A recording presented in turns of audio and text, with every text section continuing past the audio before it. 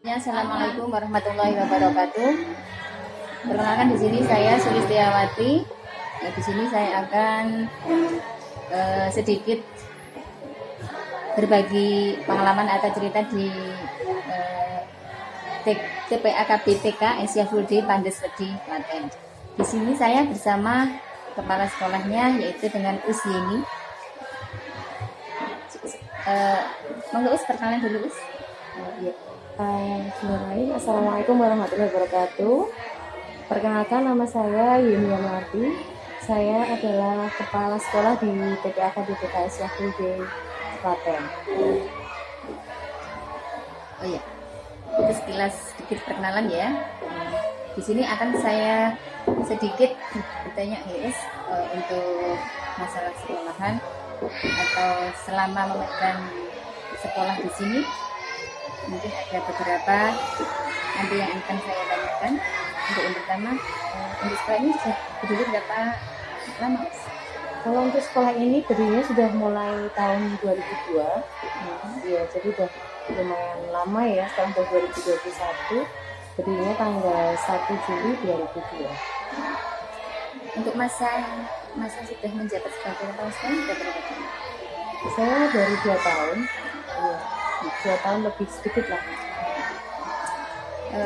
Selama menjabat ini adakah kendala atau masalah yang dihadapi dan bagaimana untuk mengatasinya?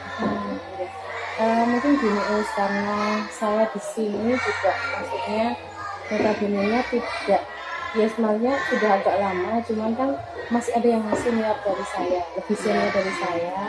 Nah itu mungkin juga menjadi suatu kendala ya itu. Terus di samping itu juga untuk masalah pendidikan ustadzah yang berbeda-beda.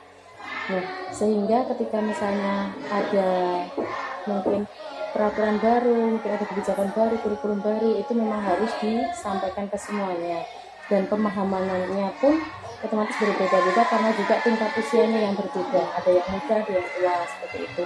Terus untuk salah satu cara yang saya pakai adalah saya sering mengadakan in-house training. Jadi memang ada training untuk khusus ustadzah seperti itu. Kalau misalnya saya mampu, maka akan saya training sendiri. Tapi jika tidak, saya akan mencari dari luar seperti itu. Kalau enggak, ada beberapa ustadzah yang memang saya sarankan untuk melanjutkan sekolah, akan mencari dari luar seperti itu. Kalau enggak, ada beberapa ustadzah yang memang saya sarankan untuk melanjutkan sekolah lagi seperti itu. Mungkin ada perubahan selama ustadzah pegang? Ya, mungkin beberapa perubahannya adalah yang pertama mungkin di kurikulumnya. Jadi memang kurikulumnya yang sekarang kan penggabungan ya usia, jadi ada dari kurikulum dari dinas, juga masuk kurikulum Aisyah dan Muhammadiyah. Terus ada kurikulum khusus lagi karena kita di sini adalah sekolah berbasis Islam, jadi memang kita lebih menonjolkan untuk penghafalan anak-anak. Untuk jumlah muridnya berapa? Sekarang jumlah muridnya ada 220. Itu yang TKB aja. TKA dan TKB.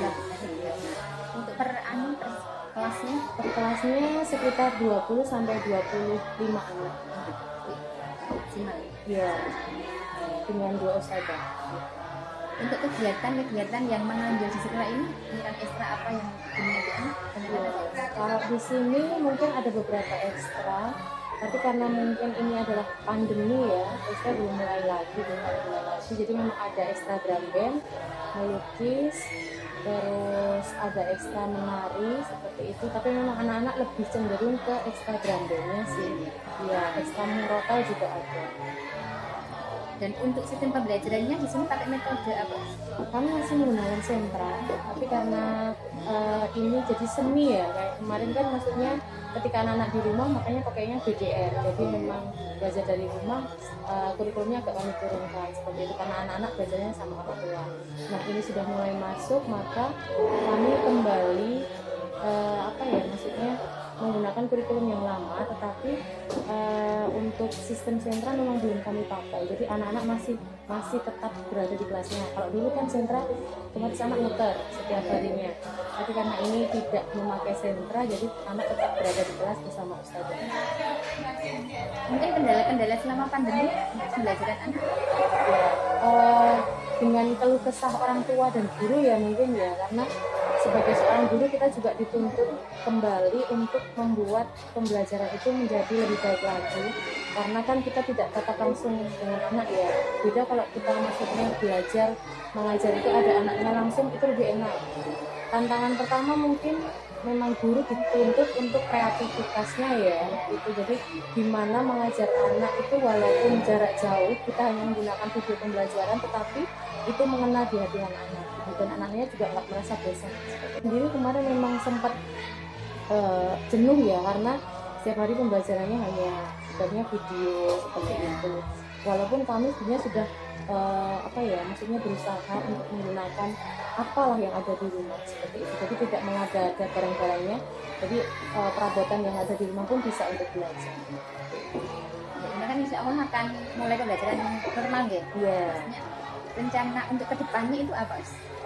Kalau ini kan masih dari dinas memang masih dibatasi ya usia untuk anak-anak kan maksudnya baru 30% itu, terus apa, di samping masih itu juga kami belum bisa full day karena di sini kan sebetulnya pembelajarannya sampai siang, tapi karena masa pandemi ini sudah boleh masuk, sudah alhamdulillah ya Us ya, jadi memang baru anak-anak itu baru 2 jam di sekolah karena durasinya tidak boleh terlalu lama seperti itu.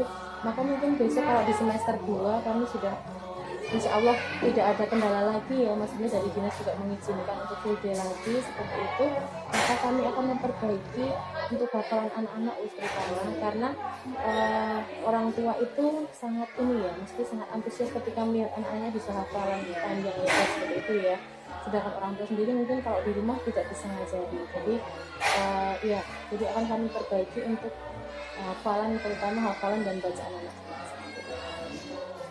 Oke, mungkin itu sekilas saya pertanyakan. Mungkin hanya itu yang dapat saya sampaikan. Mungkin sering-sering dengan Ibu Kepala Sekolah TT Akademi Indonesia Bude. Kurang lebihnya mohon maaf. Assalamualaikum warahmatullahi wabarakatuh.